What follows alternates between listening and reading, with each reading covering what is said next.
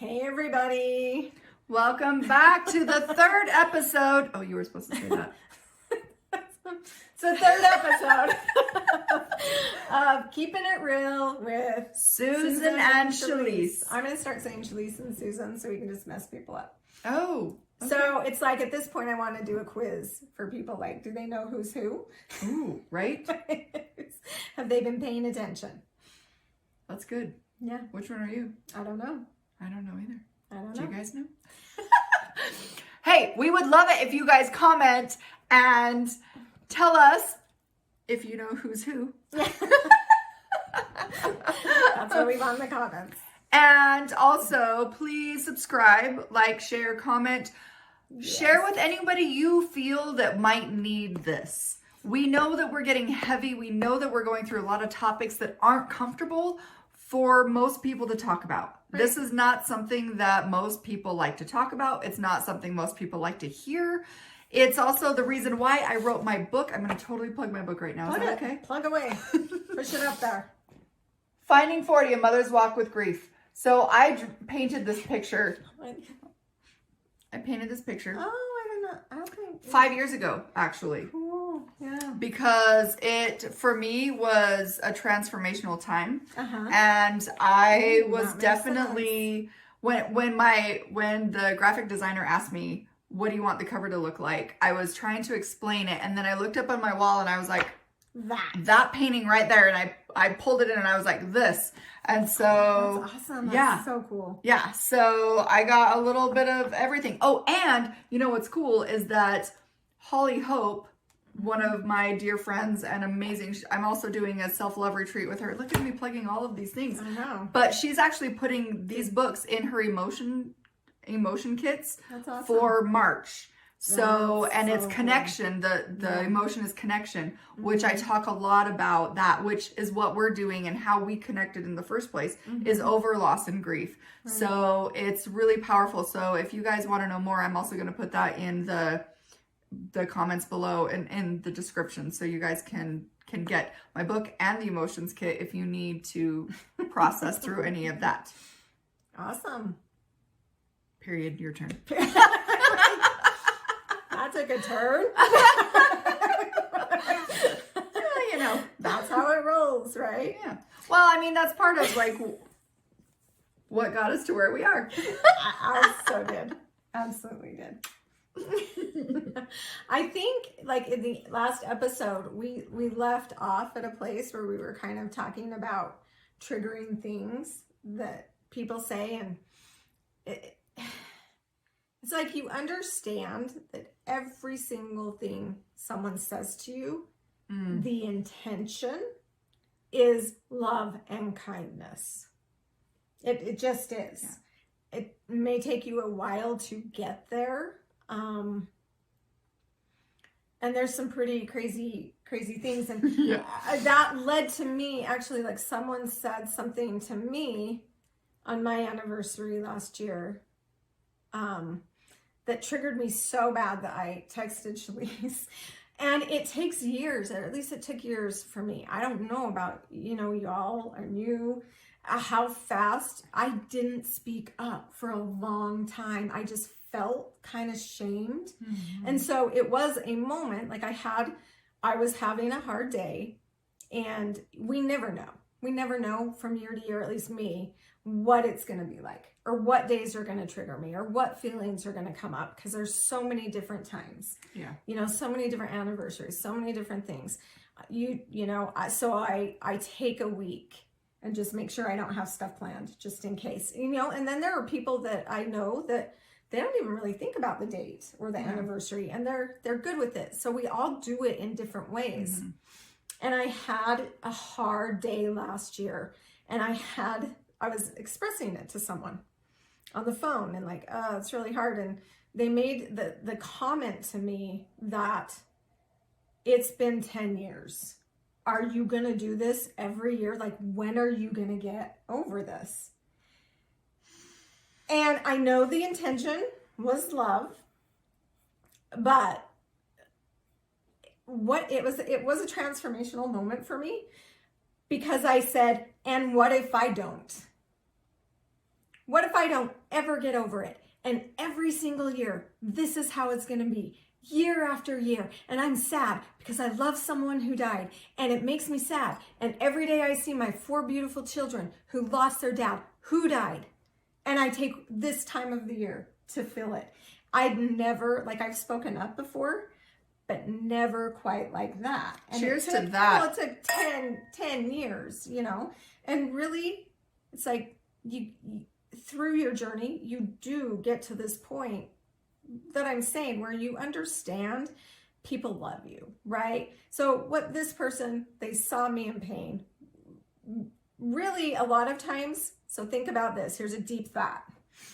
When you see someone in pain, what do? Does it make you uncomfortable? And so you do anything you can to pull them out?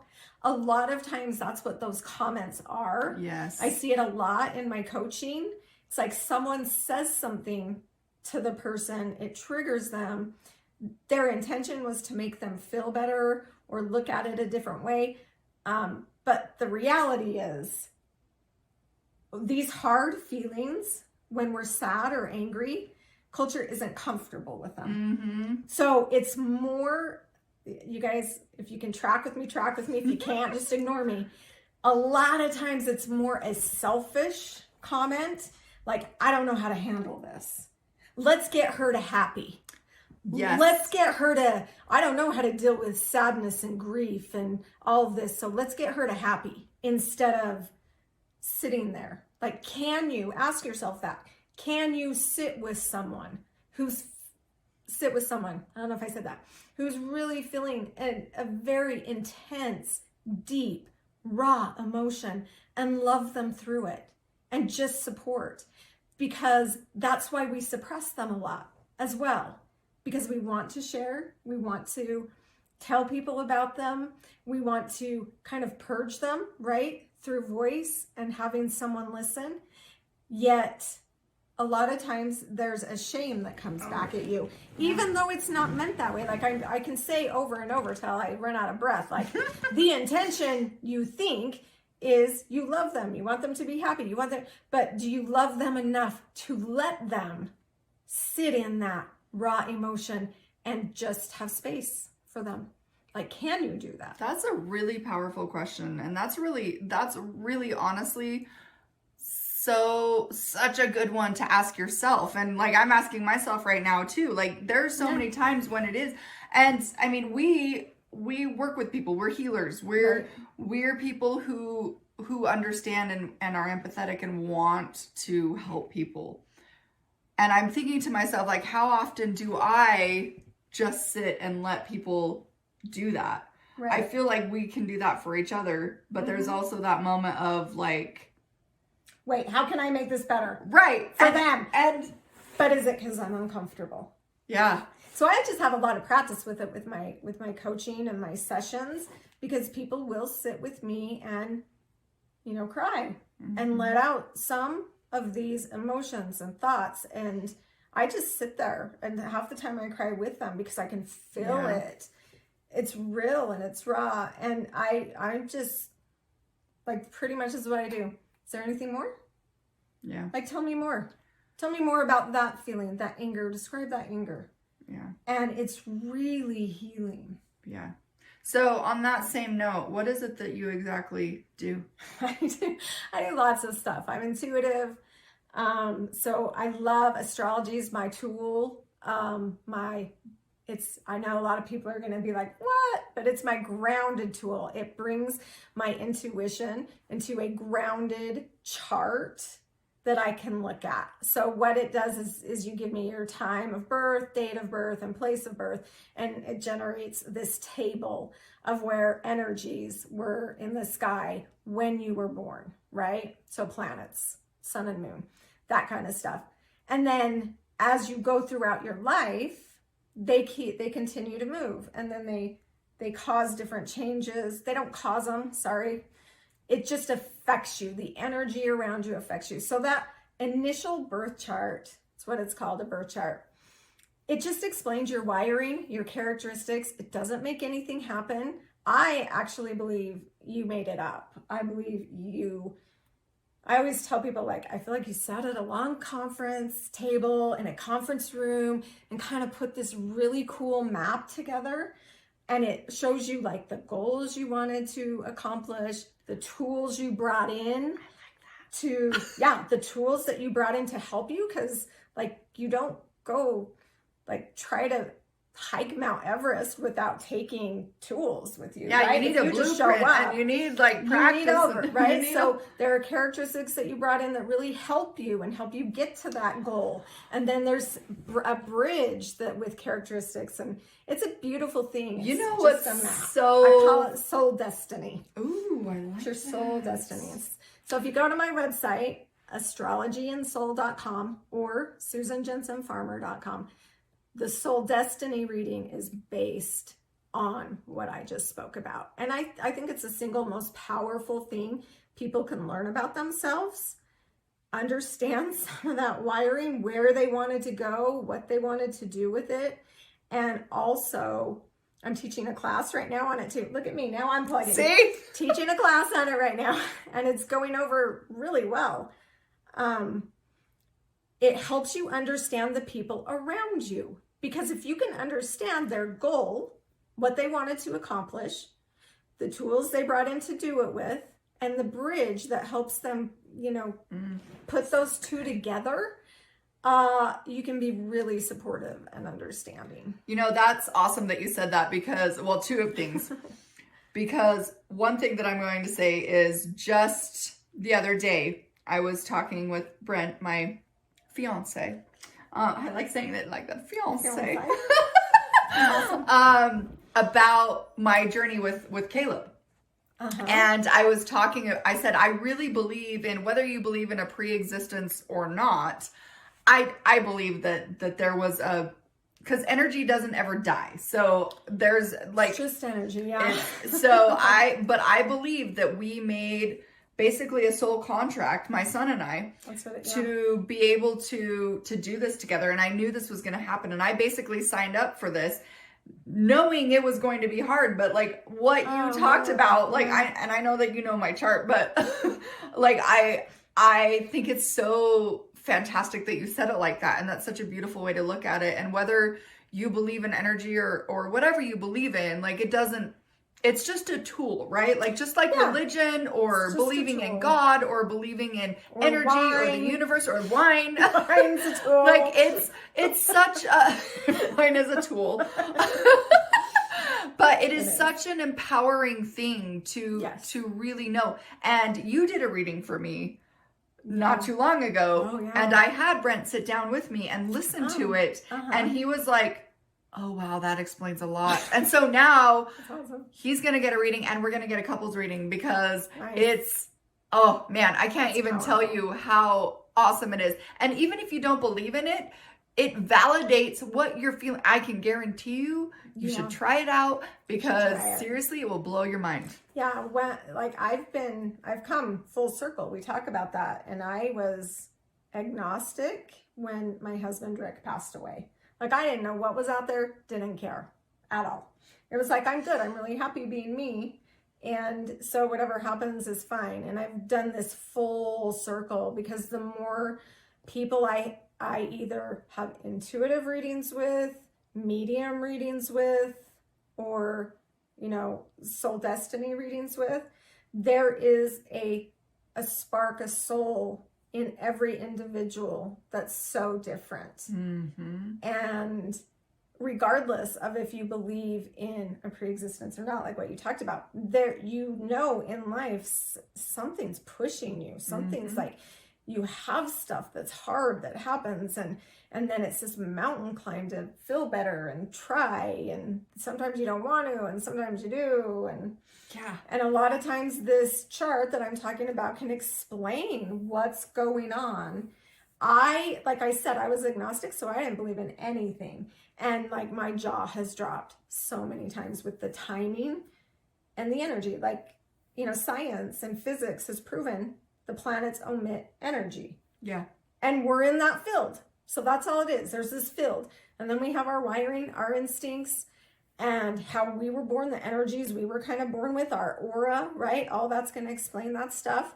So then how does what's going on around you affect that? Yeah. That's all, astrology, like a lot of people talk about astrology with the sun signs, or I read my horoscope, and it's like, no, it's so much deeper than that. There's value in that. But the way I do it's very different. Yes. So check her stuff out. We have it down in our little description. yes. So we're going to go on a short break, but we will be right back with more.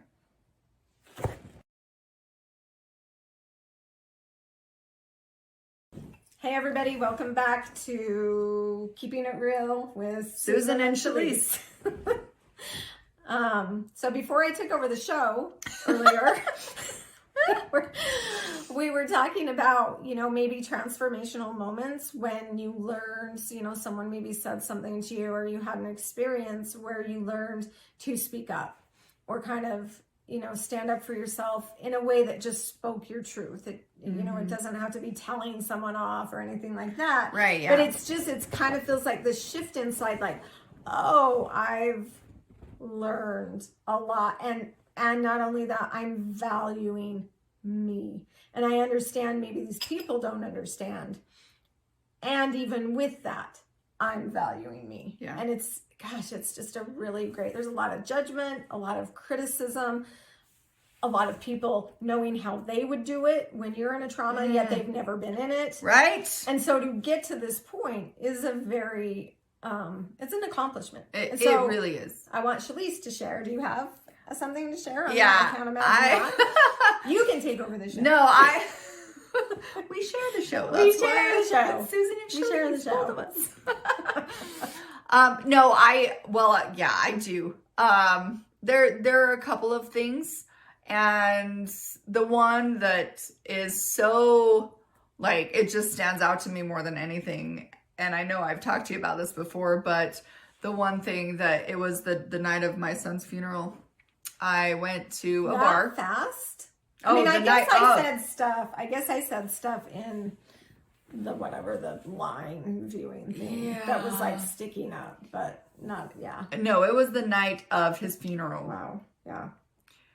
I went and watched my friends we were putting on this play while, like, right before my son died, and he was actually in the play with me. And so I did perform it, but that night I did not. And they all performed it for me. Actually, I don't know if I performed it until after this, but anyway, it doesn't matter. I digress. Anyway, so they all performed it for me, and then we all went out to celebrate. Yeah. If that's the word you can use. At this little bar that's by us. And I started drinking, not gonna lie. And it happens. My friends were all there, and this girl was like, what's her problem type of thing to one of my friends. And he's like, oh, her son just passed away and we just buried him today. And she goes, oh, that sucks. I know, that's one of your triggers, big time. Big time. Even though I did say it to you. It's not one of mine at all. But it was to me, and I was like, that sucks. And That's mind like you, the like, I'm like, you don't even know, like, sucks? Like, how dare you? And it was such a trigger word, and I lost it, and they had to, like, pull me out. Like, it was not okay. You went crazy. Oh, I went a little psycho. Yeah, and I looking lost for it. a reason. You're probably was like, give me any reason. Oh, absolutely. I'm like, I am not holding this shit together anymore. I just swore. See, we're gonna swear in this. We are. That's what we're gonna swear. But the funny thing is too, is that, so I just did recently a podcast with another friend of mine who lost her son. And her trigger phrase was, I'm sorry. I'm sorry for your loss. And that was her trigger. She's like, I'm sorry. Like, even though she knows. All over the place. So now every time I know what to say. I'm sorry. But it was, because I really am. Oh, I feel it. I'm so exactly. sorry. But she knows, like, now it's been, a couple years, and she's like, I understand that they're not trying to be, like, rude or anything. But that's the thing too. And I also did a workshop of grief, and there was, I researched some what to say and what not to say. And I think that maybe we should go over some of those things, because one of the things that you should never say to people ever. It was meant to be. It was meant to be. They're in a better place. Oh. That one right there. They're in a better place. Okay, please. Okay. I had that, like in the viewing line, someone said that to one of my children, 14, 12, 10, and 5. Okay, so you have adults. Oh, your father's in a better place. And I was causing interference the whole time, because I was like, a better place? Yes, they're in a better place. They had a mission or something to accomplish. Oh. And I said, what better mission or a better place to be than to be on this earth raising your children? Can you please tell me what's more important than that? Like, I was a little forceful, probably like you at the bar, right, at the viewing. And here's why. Like, here's more to my story, is that I had a son, a stillborn son that's a twin to one of my children. And so I had already had a lot of experience. Like, someone told me I should be thankful he passed away, because twins was really hard. Oh my gosh. And I had a 2 and a 3-year-old already, right? So I had a 3-year-old, a 2-year-old, and then twins. So just kind of stuff like that. So I was ready. And armed, you know? So she was already on the defense for all of this. Yes. And I was like, I had a conversation with my kids. You know what? If you feel like someone's saying something that you feel is hurting you, I want you to speak whatever words you want. Like, I have your back. We need to worry. And I actually got shamed for that too. From a person was like, you shouldn't tell your kids that, or you shouldn't feel that, because the viewing or the funeral is about celebrating the people who wanted to celebrate Rick. And I was like, no, it's something. Now I don't know if I would do it, but it was like, no, it was something we had to do. Right. The culture wanted it, and we were stuck there listening. You know, can I share one more? Yeah, do it, please. Like, these are some of my favorite / not. Like, to my 10-year-old son, a nice person leaned down and said to him, I know exactly how you feel. Oh, don't ever say that. This isn't, my dog just died. Sorry, I know that pets really mean a lot to people. I totally understand that. And it's just not the same thing. Okay. So my son, I was so proud of him. He looked her and he said, you're talking about, he said something like, your dog? This was my dad. And she said, yes, but it's kind of the same thing. And he's like, no, it's not. And she was getting agitated that this 10-year-old boy was like, so I grab her and pull her along. I'm like, you just need to move on. Totally inappropriate. Continue on. I'm laughing because it's just like, okay, guys. And it's a hard place to be in. Like, you don't know what to say. But I'm telling you, as viewers, and because I love you, and because I love the people you are going to be speaking to, because everyone handles loss, you don't know what they're feeling. You can know feelings from loss and grief, but you don't know. And you cannot compare your loss to anyone else's ever. Right. Well, and maybe I'm guilty of that. Maybe I'm saying, like, maybe she really did feel that strongly about her dog. But even and if I don't know. So I'm kind of guilty of that too, because I'm saying there's no way. And I don't know. Well, that's fair, and that's a really that's a really cool thing to say too, and a self-aware moment. Like, we don't know, and everybody's loss is different, but that's what we're saying. Like, everybody's loss is different. Everybody's loss is impactful to them. Right. But you can't compare them, because even my friend that I was just talking about, her son that died, he was 16. He got in a car accident. A few months earlier, he almost committed suicide. So she got her son back and lost him. And actually, I do have a story about this too, of like not comparing. And this was something really powerful that happened to me. is that I have a dear friend, and they struggled with their son. He had leukemia from when he was a baby. I was very close to this family too, and knew this little boy, and he ended up getting leukemia at about 1.5 years, and fought through it for about 3 or 4 years, got cleared of it. 3 months later, it came back, and he died. And I had said to Dave at the time, who was my, well, we weren't married yet, but anyway, he said, you can't compare your loss to anyone else's because you didn't get to say goodbye. Even though their loss was just as traumatic and just as awful as they lost their baby that they had to watch suffer. I lost my baby, who I didn't say goodbye to. Baby, as in, they were about the same age. So he was 3, mine was 4. But you can't compare your loss to anyone. Your loss of your husband, you can't compare to another person who lost their husband. Another friend of mine lost her husband 3 years ago and just got remarried. And it's beautiful though. Like, their story is so powerful because he's a part of their life. And she honors him, and he honors him, and it's so awesome. That's actually a statistic. Did you know that? It's a really high percentage if your spouse passes early or even late, that generally the spouse that's left, the partner that's left, will marry or partner with someone that the deceased knew or was friends with, or because it gives, it just gives both of them that understanding, that knowledge of the person. It's almost, I've heard, I don't know psychologically, like I haven't done it, so I don't know for sure, but psychologically they say it helps the person who lost their partner. They're like, well, I know he or she liked them. That's really, and so, that makes sense. Yeah, I found that so intriguing. Yeah, no, that is, it's, well, and that's just, yeah, sorry, I'm like, that's really cool.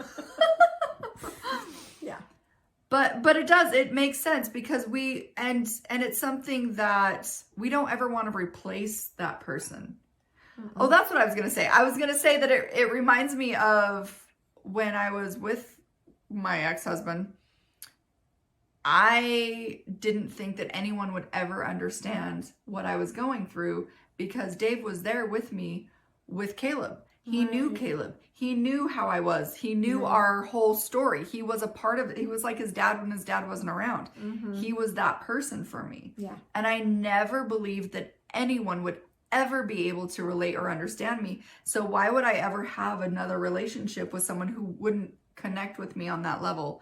And it was really powerful to finally be able to have not just one, but a couple different relationships where, and especially my person now, like I said, my person, he is so understanding and empathetic, and he doesn't know, but he wants to know. He wants to know the stories, and he wants to relate and connect, which is really cool. So it is.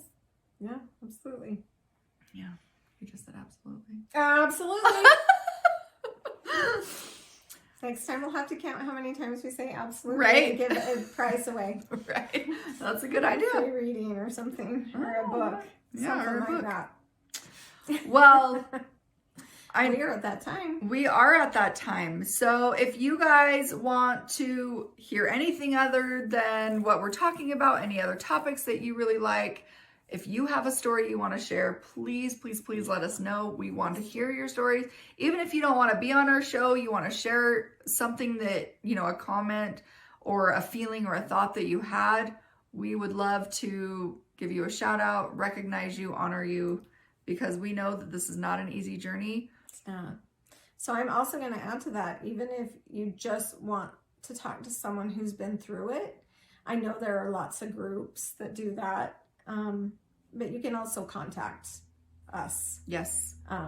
Go to one of our websites, or she can you want to put the information? Yeah, I'll put the information. It's probably showing up at the bottom of the screen right now. I also do one-on-one coaching, and help to clear some emotions. And she does amazing coaching for astrology and reading charts. You know what and we should intuition. do? You guys tell us if you like this idea. We should do like where I give them a reading or vice versa, and then you clear some of that. 'Cause that's very powerful. We can do a dual session. That's what yeah. Ooh, yeah. So That'd be cool. that would be really cool. And then you'd get to meet us. Then you would get to meet us. Because you want to. I know it. I know you want to. We do have a lot of fun, even though we can get deep. We do have a lot of fun, which is why we have the drink wine. You don't have to drink You will give you water. We can give you Sprite. We can, yes. Cranberry Sprite, so at least looks red. No. Okay. All right, you guys. Well, thank you again for joining us for our third episode. And next week, we're going to be live. Yes, we So- are. We'll be live on Facebook. Live on Facebook. Do we know what time? We will let you guys know. Yeah, we'll let you know. Okay, love all of you. Please share your journeys, or at least, send us stuff that we can talk about anonymously to, make this a bigger circle of experience. Love all of you. Love you. Bye. Bye. Mwah.